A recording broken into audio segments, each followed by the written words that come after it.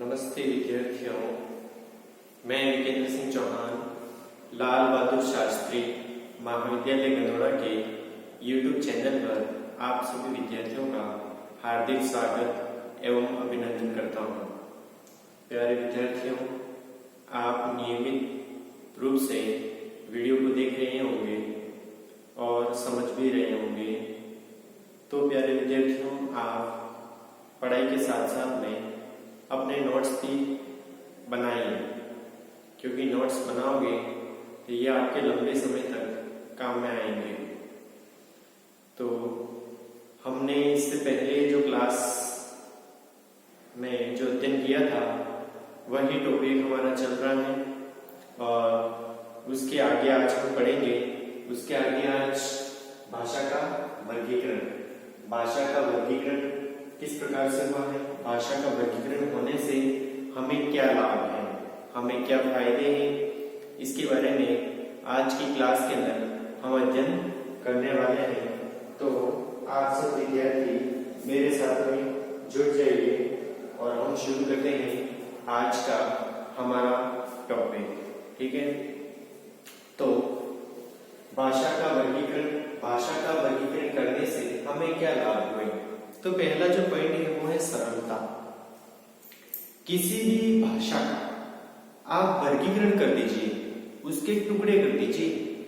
वर्गीकरण का मतलब यही होता है कि टुकड़े करना, अलग अलग खंडों में बांटना।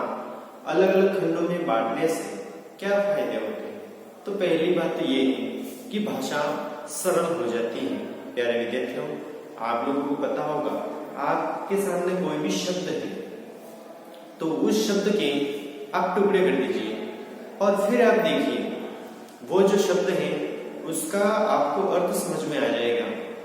उस शब्द का क्या अर्थ निकल रहा है, उस शब्द के अंदर कौन सा भाव है, उस शब्द के अंदर कौन सी संधि है, कौन सा समास है, ये सारी बातों की जानकारी आपको उस शब्द के टुकड़े करने से मिल जाएगी। तो भाषा का वर्गीकरण करने से भाषा कैसी हो जाती है, सरल हो जाती है। तो वर्गीकरण के माध्यम से भाषाई वर्णन एवं नियम निर्धारण में सरलता होती है। ठीक है, ये वही बात है जैसे कि हमने भाषा का वर्गीकरण कर दिया, भाषा के छोटे छोटे टुकड़े कर दिए। छोटे छोटे टुकड़े कर देने से भाषाई वर्णन यानी कि भाषा का जो अर्थ है वो हमें समझ में आ जाएगा। जब अर्थ समझ में आ जाएगा तो फिर हमें उसकी जो नियम है, नियम निर्धारण करने में भी हमें सरलता हो जाएगी कि उसके अंदर कौन सा समास है, कौन सी संधि है, कौन सा उपसर्ग है, कौन सा प्रत्यय लगा हुआ है। ये सारी की सारी बातें हमें समझ में आ जाएगी। लेकिन इन सारी बातों को समझने से पहले उसका अर्थ जानना बहुत ही सरल है, उसका अर्थ जानना बहुत ही जरूरी है। तो अर्थ को जानने के लिए उसका वर्गीकरण करना पड़ेगा। उसका वर्गीकरण जब हम करेंगे तो हम यह निर्धारण कर पाएंगे उसके अंदर कौन से नियम लगे हुए, कौन सी संधि है, कौन सा उपसर्ग है, कौन सा समास है। ये सारी बातें हमें उस समय पता चल जाएगी, क्योंकि प्रत्येक सामग्री को उसकी उपयोगिता एवं आवश्यकता के आधार पर वर्गीकरण किया जाता है।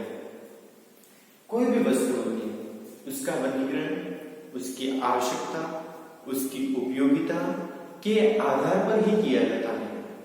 न कि हमारी मर्जी में आया हमने किसी भी शब्द को तोड़ दिया, किसी भी शब्द का खंडन कर दिया, ये संभव नहीं है।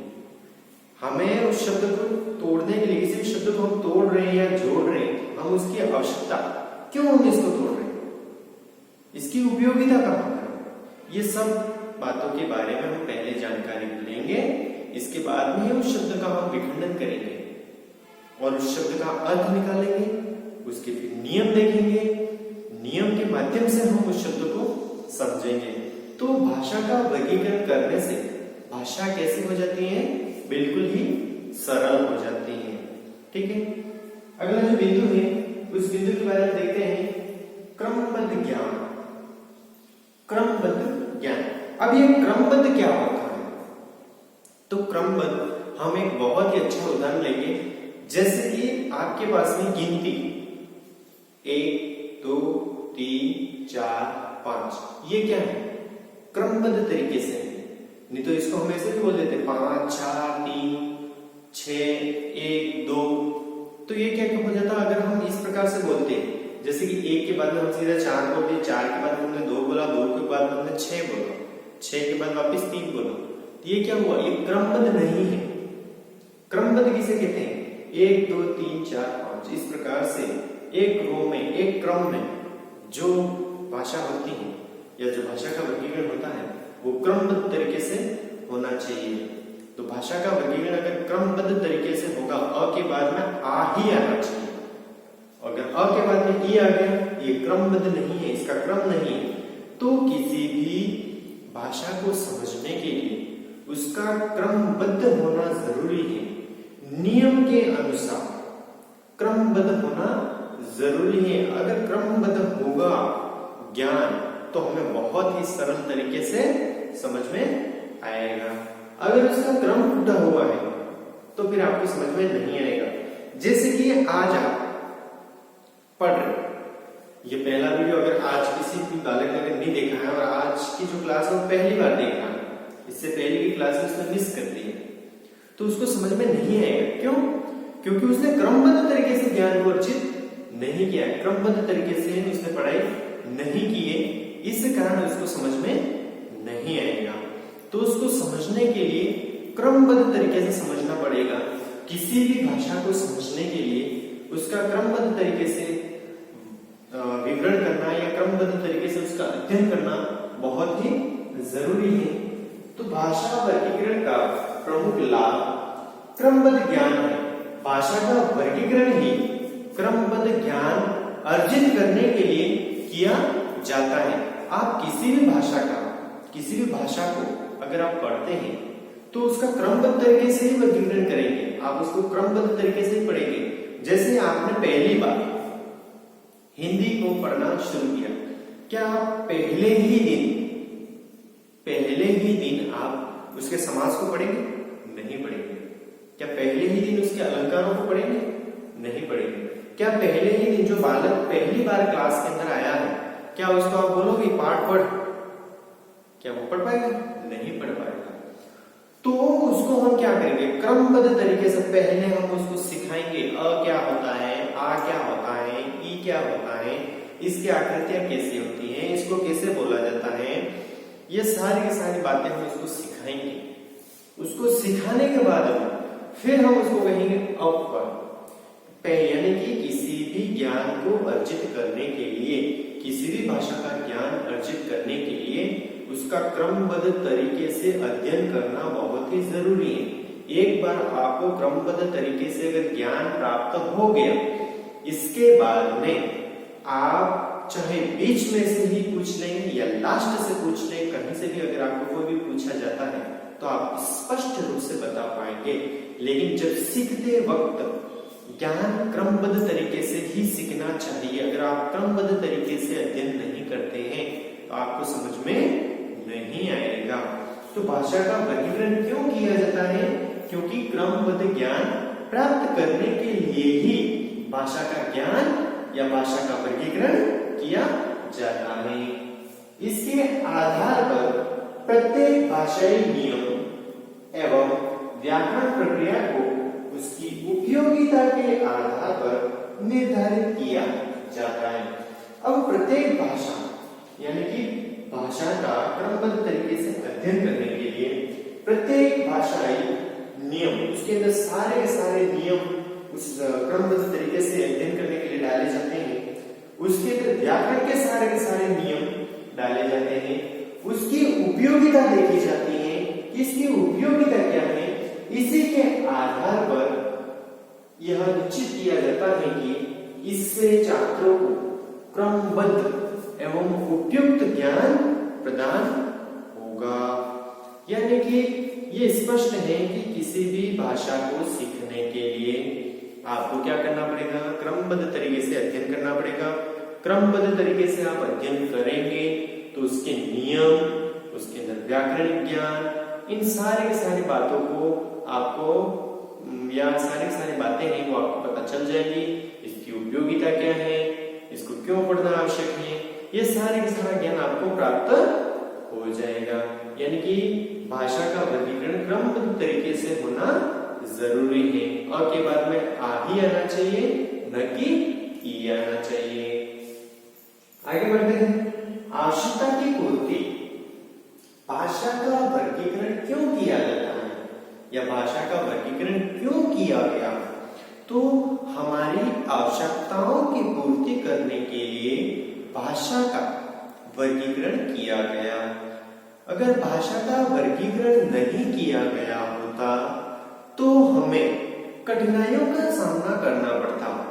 तो इन कठिनाइयों का सामना करने से बचने के लिए हमने क्या किया?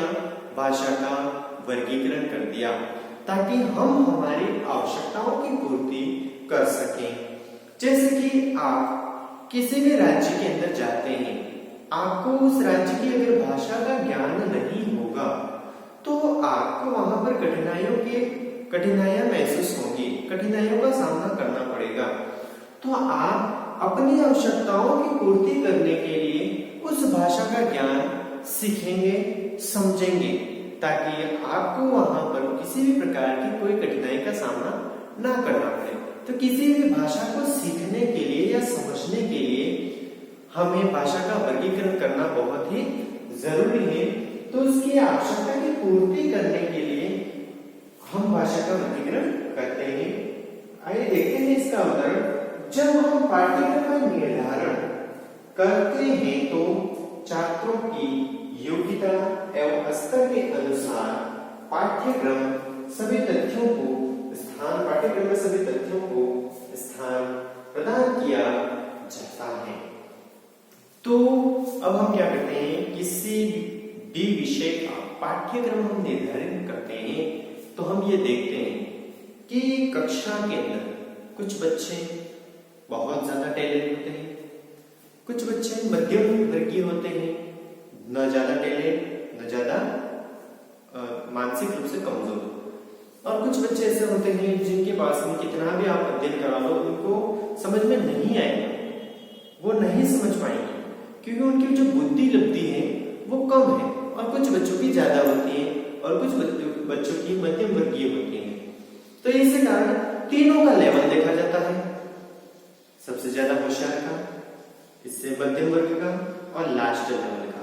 तीनों वर्गों का निर्धारण किया जाता है, देखा जाता है। फिर उन सब के बारे में चर्चा की जाती है कि हमें अब ऐसा जो पाठ्यक्रम में निर्धारण करना है जिसके अंदर जो ज्यादा इंटेलिजेंट बच्चे हैं उनके लिए भी उपयोगी हो, जो मध्यम वर्गीय हैं उनके लिए भी उपयोगी हो, और जो निम्न बुद्धि लब्धि वाले बच्चे हैं उनके लिए भी काम में आए।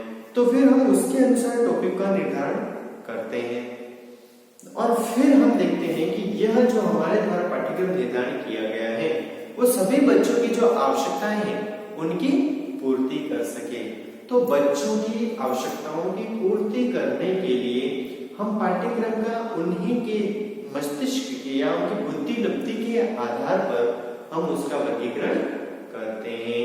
तो भाषा का वर्गीकरण आवश्यकता की पूर्ति के लिए भी किया गया है।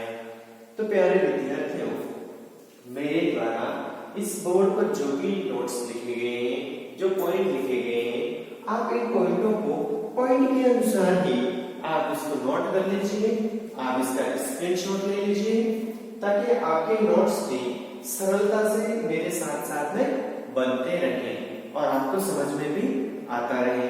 आपको मेरे द्वारा जो पढ़ाया गया है उसको आप रिवीजन कीजिए, बार बार देखिए, आपको समझ में आ जाएगा।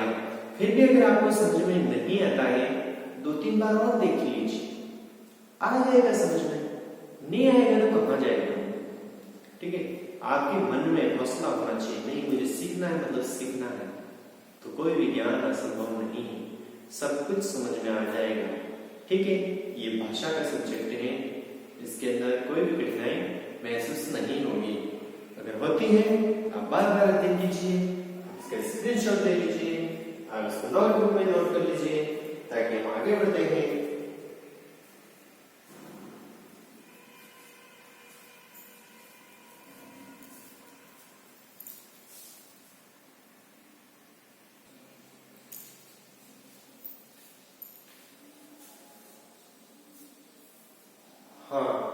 तो हम आगे बढ़ते हैं। आवश्यकता की पूर्ति के बाद में जो भाषा होती है उसके सिद्धांत एवं नियम का निर्धारण।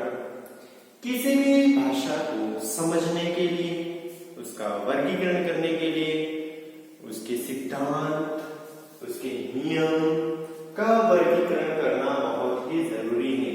सिद्धांत और नियमों के वर्गीकरण के बिना किसी भी भाषा का ज्ञान अर्जित करना संभव नहीं है। किसी भी भाषा को समझने के लिए उसके सिद्धांतों का और उसके नियमों का होना बहुत ही जरूरी है। बिना नियम के हम कोई भी भाषा सीख नहीं सकते। जब हम किसी भाषाई तत्व एवं विचारों को उसके गुण धर्म के आधार पर व्यक्त करते हैं तो उससे संबंधित नियमों एवं सिद्धांतों का निर्धारण करने में हमें सहायता होती है। तो विद्यार्थियों, अगर हम देखें तो उदाहरण के तौर पर देखें तो उच्चारण संबंधी दोष का वर्गीकरण करके हम उसे सुधारने हेतु नियमों का निर्धारण सरल रूप से कर सकते हैं। अब किसी भी विद्यार्थी के उच्चारण संबंधी अगर कोई दोष होता है, उस दोष को सुधारने के लिए हम प्रयास करते हैं कि हम अलग अलग नियमों का निर्धारण करें और उसका जो दोष है उसको हम हटा सकें। जैसे कि कोई विद्यार्थी हकलाते हैं, कोई विद्यार्थी बोल नहीं पाते हैं जल्दी से, तो ऐसे विद्यार्थियों के लिए हमें अलग अलग सिद्धांतों का और अलग अलग नियमों का उपयोग करना पड़ता है। अलग अलग नियमों के आधार पर उनका विभाजन किया जाता है, उन शब्दों का, उन तथ्यों का, और फिर उन विद्यार्थियों के सामने प्रस्तुत किया जाता है। जैसे कि अगर कोई बालक उच्चारण संबंधी उसके अंदर दोष है, उस दोष का पहले तो हम करेंगे उस दोष का वर्गीकरण कि आखिरकार में उसका दोष है कहां पर, कौन कौन से ऐसे शब्द हैं या कौन कौन से ऐसे वर्ण हैं जहां पर उसका दोष है। उन दोषों का पहले हम वर्गीकरण करेंगे। हम वर्गीकरण करेंगे, इसके बाद में ही हमें पता चलेगा कि इसकी कठिनाई कहां पर है, इसको कठिनाई कहां पर महसूस हो रही है, इसको क्या समस्या है। उस समस्या का निवारण, जब तक हम समस्या की जड़ तक नहीं पहुंचेंगे तब तक हम उसका निवारण नहीं कर पाएंगे। तो जो बच्चा सही तरीके से उच्चारण नहीं कर सकता है तो उसके दोषों का पहले हम वर्गीकरण करेंगे, फिर उसको सुधारने के लिए नए जो नियम है नियमों का निर्धारण करेंगे कि इस बालक के हकलाने की समस्या है, ये बालक सही तरीके से पढ़ नहीं पा रहा है, ये बालक सही तरीके से देख नहीं पा रहा है, ये बालक सही तरीके से सुन नहीं पा रहा है, तो उनका क्या किया जाए। तो उनकी समस्याओं को देखेंगे कि उसके बोलने में समस्या है या सुनने में समस्या है या देखने में समस्या है। फिर उन समस्याओं का हमने वर्गीकरण कर लिया। हाँ, हमें पता चल गया कि इस बालक के बोलने में समस्या है, इस बालक के सुनने में समस्या है।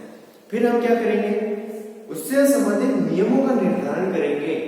उस समस्या से संबंधित जिन जिन वैज्ञानिकों ने या विशेषज्ञों ने जो सिद्धांत दिए हैं उन सिद्धांतों का अध्ययन करेंगे और फिर उनकी जो समस्या है उसका हम निर्धारण करेंगे। न कि हम हमारी मर्जी से कुछ नहीं कर सकते हैं। जो सिद्धांत और जो नियम कहते हैं उन सिद्धांतों और नियमों के आधार पर ही हम बालक को उस प्रकार का ज्ञान दे पाएंगे। तो भाषा का वर्गीकरण जो किया जाता है उसमें सिद्धांत एवं नियमों का होना भी बहुत ही जरूरी है। इनका निर्धारण किए बिना हम किसी भी भाषा का वर्गीकरण नहीं कर सकते, किसी भी भाषा को जान नहीं सकते। अगला जो हमारा बिंदु है वह बिंदु है वैज्ञानिक अध्ययन को प्रोत्साहन। वैज्ञानिक अध्ययन को क्यों प्रोत्साहन दिया जाता है? वर्तमान समय में आप देख रहे होंगे अधिकांश विद्यार्थी विज्ञान के क्षेत्र में तरक्की करना चाहते हैं या विज्ञान के क्षेत्र के अंदर जाना चाहते हैं। क्यों जाना चाहते हैं, क्या कारण? तो जब हम भाषा का वर्गीकरण करते हैं तो विज्ञान की उपयोगिता को भी देखा जाता है, विज्ञान के अध्ययन को प्रोत्साहन दिया जाता है, क्योंकि जो पुरानी परंपरागत हमारी जो संस्कृति चली आ रही है उस संस्कृति का होना भी बहुत ही जरूरी है। लेकिन वर्तमान समय का जो क्षेत्र है या वर्तमान जो समय है वह विज्ञान का क्षेत्र यानी कि विज्ञान की उपयोगिता है, विज्ञान को वरीयता देता है, क्योंकि किसी भी तरीके से अगर हमें तरक्की करनी है तो हमें विज्ञान का ज्ञान होना बहुत ही जरूरी है। तो किसी भी भाषा का अगर वर्गीकरण किया जाता है उसके अंदर विज्ञान के जो टॉपिक हैं उन टॉपिकों को डाला जाता है, विज्ञान की जो वरीयता है वहां पर दी जाती है विज्ञान को, और विज्ञान को प्रोत्साहन दिया जाता है ताकि हम स्वयं का विकास कर सकें और हमारे देश का भी विकास कर सकें। इसलिए विज्ञान को वरीयता दी जाती है। देखते हैं वैज्ञानिक दृष्टिकोण से क्रमबद्ध एवं सुसंगठित ज्ञान से होता है। सुसंगठित ज्ञान प्रदान करने में वर्गीकरण का महत्वपूर्ण स्थान है। यानी कि वैज्ञानिक अध्ययन का मतलब यही होता है कि क्रमबद्ध तरीके से ज्ञान को जमाना या क्रमबद्ध तरीके से, यानी कि उदाहरण के तौर पर अगर हम देखते हैं तो ऐसी घटनाएं जिनके साक्ष्य उपस्थित हो, जिनके हम कह सकते हैं उदाहरण प्रस्तुत कर सके हम, जिसके सबूत हम दिखा सकें, इस प्रकार से यानी कि इसी प्रकार से ज्ञान का वर्गीकरण करना ही वैज्ञानिक वर्गीकरण है या विज्ञान को प्रोत्साहन देना है। विज्ञान के प्रोत्साहन के बिना या वैज्ञानिक शिक्षा के बिना हम आगे नहीं बढ़ सकते। तो विज्ञान जो प्रोत्साहन या वैज्ञानिक जो अध्ययन है उसका मतलब यही होता है कि हम ज्ञान को क्रमबद्ध तरीके से सुसंगठित तरीके से ज्ञान को हम प्राप्त कर सके। सुसंगठित ज्ञान प्रदान करने में वर्गीकरण का महत्वपूर्ण योगदान है या महत्वपूर्ण स्थान है। यानी कि व्यवस्थित और सुसंगठित सुशील ज्ञान प्रदान करने के लिए वैज्ञानिक अध्ययन बहुत ही जरूरी है। इस प्रकार भाषाई वर्गीकरण का भाषा को वैज्ञानिक विषयों की श्रेणी में लाता है। भाषा का क्रमबद्ध तरीके से जो वर्गीकरण किया गया है, जो अध्ययन किया जाता है, उस अध्ययन के कारण ही भाषा को वैज्ञानिक अध्ययन पद्धति के अंदर लाया जाता है। ठीक है विद्यार्थी, आगे बढ़ते हैं। शिक्षण सूत्रों का आधार। वर्तमान समय में किसी भी प्रकार की शिक्षा प्राप्त करने के लिए उसके अंदर शिक्षण सूत्रों का होना बहुत ही जरूरी है। बिना शिक्षण सूत्रों के आप ज्ञान हासिल नहीं कर सकते। शिक्षण सूत्रों के माध्यम से आप किसी भी प्रकार का वर्गीकरण हो या किसी भी प्रकार की कोई भी भाषा हो उसको सरलता से समझ सकते हैं। इसके अंदर शिक्षण सूत्रों का मतलब यही होता है कि सरल से कठिन की ओर, सरल से कठिन की ओर, ज्ञात से अज्ञात की ओर, यानी कि सरल से कठिन की ओर। अगर आपको पहले ही दिन कठिन शब्द दे दिया जाए या कठिनाई बहुत ही कंठस्थ यानी कि बहुत ही कठोर भाषा का उपयोग किया जाए, बहुत ही जटिल भाषा का उपयोग किया जाए जो आपको समझ में नहीं आए, सीधी सी बात आपको समझ में नहीं आएगी। यानी कि आपको उसे सीखने के लिए सरल से कठिन की ओर बढ़ना चाहिए। पहले जो सरल है, जिसके अंदर आपकी रुचि है, उन्हें आप पढ़िए। उनको पढ़ने के बाद में धीरे धीरे आप कठिन की ओर चलिए। पहले दिन आप जब पढ़ाई करने के लिए बैठते हैं तो आपके जो मनोरंजन यानी कि हम कह सकते हैं आपकी जो मानसिक रुचि जिस विषय को पढ़ने में ज्यादा है उस विषय का आप अध्ययन कीजिए। फिर धीरे धीरे आपकी बैठने की जो पकड़ है वो बन जाएगी, बैठने की जो सीटिंग है वो बढ़ जाएगी आपके पास में। फिर आप धीरे धीरे पढ़िए। जैसे कि आपको नींद आने का समय होता है, आपका जो फेवरेट सब्जेक्ट है उसको पढ़िए या कोई कहानी पढ़िए, कोई गीत पढ़िए। तो इससे क्या होगा, आपकी रुचि वो जागृत होगी और उस समय आप अच्छी तरीके से पढ़ पाएंगे। तो ये शिक्षण सूत्रों के माध्यम से ही संभव है। इसके बाद में आप कठिन से सीधा आप कठिनाई या कठिन की ओर नहीं जा सकते, सरल से कठिन की ओर। इसके बाद में ज्ञात से अज्ञात की ओर। ज्ञात से अज्ञात की ओर में क्या होता है, पहले आप उन विषय को या उस टॉपिक को पढ़ो जिसके बारे में आप जानते हो, जो आपके से जुड़ा हुआ हो ऐसे टॉपिकों का अध्ययन कीजिए। इसके बाद में आप ज्ञात से अज्ञात की ओर, जिसको आप जानते नहीं उस ओर बढ़िए। तो शिक्षण सूत्रों का यही महत्व है। सामान्य रूप से इसका वर्गीकरण का आधार भी सरल से कठिन की ओर चलता है, जबकि हिंदी भाषा की विषय वस्तु का वर्गीकरण या दक्षता विकास का वर्गीकरण किया जाता है तो उसे उक्त शिक्षण सूत्रों को ध्यान में रखा जाता है। तो किसी भी भाषा यानी हिंदी क्या, संस्कृत हो, अंग्रेजी हो, कोई भी भाषा हो, उस भाषा का वर्गीकरण अगर किया जाता है तो उसके अंदर शिक्षण सूत्रों का होना बहुत ही जरूरी है। शिक्षण सूत्रों को देखा जाता है कि कहाँ पर कौन से सूत्र का प्रयोग किया जाए, कौन से बच्चों के लिए कौन सा शिक्षण सूत्र उपयोग में लिया जाए। इन शिक्षण सूत्रों को देखना बहुत ही जरूरी है। बिना शिक्षण सूत्रों के माध्यम से आपको किसी भी भाषा का ज्ञान अर्जित नहीं हो सकता। इसलिए हमें शिक्षण सूत्रों का ज्ञान रखना बहुत ही जरूरी है। बिना शिक्षण सूत्रों के माध्यम से आप आगे नहीं बढ़ पाएंगे। इसलिए तो आगे होगा आप लोगों को समझ में। अगर आप लोगों को समझ में नहीं आया है इस वीडियो को दोबारा देख लेना, और मेरे द्वारा जो भी ये बोर्ड पर नोट्स लिखे गए हैं, जो टॉपिक पॉइंट लिखे गए हैं, उन पॉइंटों का आप अपनी नोटबुक के अंदर नोट कर लीजिए। चौथा जो नियम है वो है सिद्धांत एवं नियम का निर्धारण। इसके बाद जो पांचवा है वो है वैज्ञानिक अध्ययन को प्रोत्साहन, और छठा जो है वो है शिक्षण सूत्रों का आधार। पहले विद्यार्थियों आप नोट कीजिए ताकि हम एक बार इसका पुनः रिवीजन कर लें।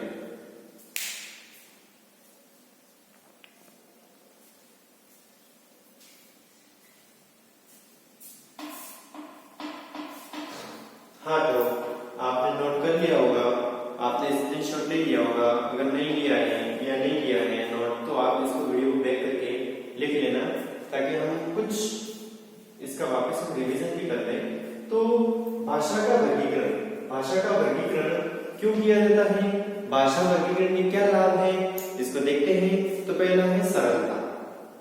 भाषा का वर्गीकरण करने से भाषा कैसी हो जाती है, सरल हो जाती है, हमें आसानी से समझ में आ जाती है। तो भाषा को आसानी से समझने के लिए उसको भाषा का वर्गीकरण किया जाता है। भाषा का वर्गीकरण करने से भाषा कैसी हो जाती है, तो सरल हो जाती है। अगला जो बिंदु है वो था कि क्रमबद्ध ज्ञान। भाषा का वर्गीकरण क्यों किया जाता है, तो क्रमबद्ध ज्ञान के लिए भाषा का वर्गीकरण किया जाता है। किसी भी विषय को समझने के लिए उसका क्रमबद्ध तरीके से ज्ञान होना बहुत ही जरूरी है। जैसे उदाहरण के तौर पर हिंदी के जब हम देखें तो पहले आएगा वर्ण, वर्ण के बाद में क्या आएगा, वाक्य आएगा। ठीक है, वाक्य के बाद में क्या आएगा, शब्द आएगा। सॉरी, वर्ण आएगा, वर्ण के बाद में क्या आएगा, वाक्य या शब्द, कोई भी शब्द आएगा। शब्दों से क्या बनेगा, वाक्य बनेगा, और वाक्य से पूरा ग्रंथ बनेगा। तो इस प्रकार से अगर हम देखें, ए के बाद में बी ही आएगा, बी के बाद में सी आएगा, सी के बाद में डी आएगा। ये क्या है, क्रम है। 1 2 3 4 5, ये क्या है, क्रम है। अगर इस क्रम को अगर आप एक बार देखिए, 1 के बाद में सीधा 5 आ जाते हैं, और 5 के बाद में सीधे 3 आ जाते हैं, 3 के बाद में 4 और 4 के बाद में 2, तो ये क्या हो जाता, क्रम बिगड़ जाता, समझ में नहीं आता। तो किसी भी भाषा को समझने के लिए या किसी भी ग्रंथ को समझने के लिए उसका क्रमबद्ध तरीके से होना बहुत ही जरूरी है। क्रमबद्ध तरीके से होगा तो आपको ज्ञान जल्दी प्राप्त हो जाएगा। इसके बाद में जो तीसरा पॉइंट था, आवश्यकता की पूर्ति के लिए। तो भाषा का वर्गीकरण क्यों किया गया, तो भाषा का वर्गीकरण आवश्यकता की पूर्ति के लिए किया गया, ताकि हम उस भाषा को सरलता से सीख सकें, आसानी से उस भाषा को हम सीख सकते हैं। इसीलिए उस भाषा का आवश्यकता की पूर्ति के लिए वर्गीकरण किया गया। इसके बाद में अगला जो बिंदु था वो था सिद्धांत एवं नियम का निर्धारण। किसी भी भाषा को सीखने के लिए सिद्धांत और नियमों का होना बहुत ही जरूरी है। वैज्ञानिक अध्ययन को प्रोत्साहन देने के लिए भाषा का क्रमबद्ध तरीके से या सुसंगठित तरीके से अध्ययन करने के लिए उसके नियमों का होना बहुत ही जरूरी है। और लास्ट पॉइंट था शिक्षण सूत्रों का आधार। बिना शिक्षण सूत्रों के आधार से किसी भाषा का वर्गीकरण नहीं किया जा सकता। तो प्यारे विद्यार्थियों, आज के लिए इतना ही। इसके बाद में हम अगला टॉपिक पढ़ेंगे। धन्यवाद। अच्छी तरीके से आप अध्ययन कीजिए और आप वीडियो को पूरा देखिए अंत तक, तो आपको समझ में आ जाएगा। और आप वीडियो को लाइक भी कीजिए, और आपको अगर समझ में नहीं आता है तो आप कमेंट्स भी कीजिए। कोई भी समस्या हो आप कमेंट्स कर सकते हैं, और वीडियो को अधिक से अधिक लाइक कीजिए देखने के साथ साथ। धन्यवाद।